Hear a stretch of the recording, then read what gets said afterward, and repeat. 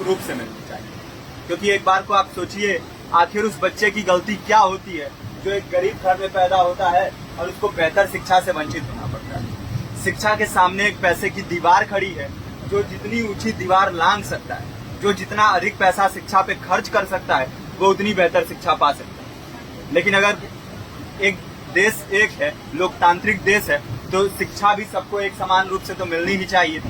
आज परिस्थिति ये है कि एक तरफ तो प्राइवेट स्कूल है जो लूट के अड्डे बने हुए हैं, वहां पे आप एडमिशन कराने जाएंगे तो सिर्फ एडमिशन के नाम पे ही आपको 10,000 20,000 रुपए देना होगा। और कमीशन खोरी का ऐसा धंधा है कि कॉपी, किताब, टाई, बेल्ट, ड्रेस, जूता कहाँ से खरीदना है ये आप नहीं तय करेंगे वो प्राइवेट स्कूल वाले।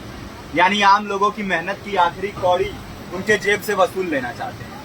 और दूसरी तरफ सरकारी स्कूलों में न तो पर्याप्त टीचर है, न पर्याप्त बिल्डिंगें हैं।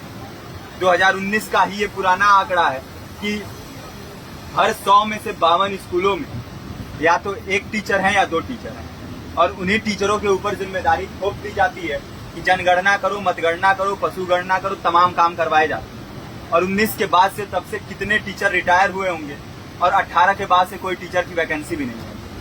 आप खुद भी सोच सकते हैं ये परिस्थिति और कितनी बिगड़ी हो। इसीलिए हम लोग ये मांग उठा रहे हैं, चाहे कोई राष्ट्रपति का बच्चा हो या किसी मजदूर का, सबको शिक्षा एक समान मिलनी चाहिए और निःशुल्क रूप से मिलनी चाहिए। प्रेमचंद ने अपने दौर में भी कहा था कि एक सभ्य समाज में ऊंची से ऊंची तालीम मुफ्त होनी चाहिए और इसका पूरा खर्च गवर्नमेंट को उठाना चाहिए, क्योंकि हमारे देश को फौज से ज्यादा आवश्यकता तालीम की। और शिक्षा से जुड़ता हुआ ही दूसरा मुद्दा हम लोग उठा रहे हैं।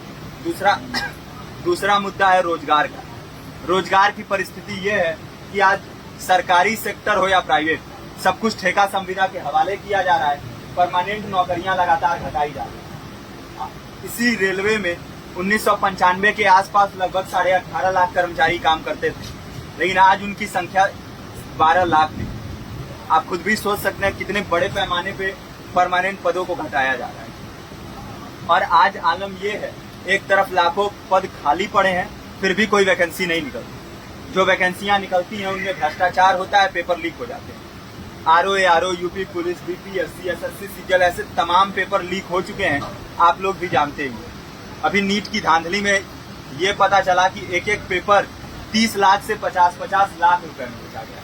हम और आप तो ये पैसा नहीं दे सकते। पूरी की पूरी कारस्तानी सरकार, प्रशासन, शिक्षा माफियाओं की होती है। और भुगतता कौन है?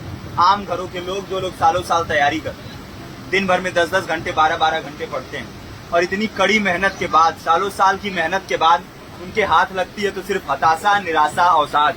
बहुत से छात्र नौजवान जो इस बेबसी में, इस डिप्रेशन में नहीं जी पाते, आत्महत्या तक के कदम उठा लेते हैं। लेकिन ये देश की विडंबना है कि टीवी चैनल, अखबार, मीडिया, नेता, मंत्रियों के लिए कहीं ये कोई मुद्दा नहीं है। उनके लिए मुद्दे हैं तो जाति, धर्म, रंग, नस्ल, अगड़ा पिछड़ा। आज जब पूरी परिस्थिति इतनी भयावह है तो ये जरूरी है कि लोगों के बीच में जाया जाए, लोगों को संगठित किया जाए और एकजुट किया जाए। क्योंकि आज अगर अपने मुद्दों पर बोलेंगे नहीं तो कल को ये परिस्थिति और बिगड़ेगी। हो सकता है ले दे के अपनी जिंदगी तो हम लोग काट ले जाएंगे, लेकिन आने वाली पीढ़ियों को क्या भविष्य दे के जाएंगे, ये भी सोचने वाली बात है।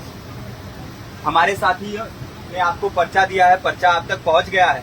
पर्चे में और भी बातें हैं, इसको पूरा विस्तार से पढ़िए। पर्चे में हमारा नंबर है, संपर्क कीजिए। फेसबुक का, इंस्टाग्राम का लिंक है, आप वहाँ पे जाएंगे तो आपको पता भी चलते रहेगा कि लगातार किन किन माध्यमों से हम इस अभियान को चला रहे हैं। नुक्कड़ नाटक, संगीत, शिक्षा सहायता मंडल, लाइब्रेरी, तमाम माध्यमों से इस अभियान को चला रहे हैं और कोशिश कर रहे हैं कि बड़े से बड़े पैमाने पर हर जगह पे लोगों को संगठित किया जाए और एकजुट किया जाए। आपके बीच भी आए हैं आपका साथ और सहयोग दें। साथ इस रूप में कि आप भी हमारे इस कारवां और इस मुहिम से जुड़िए।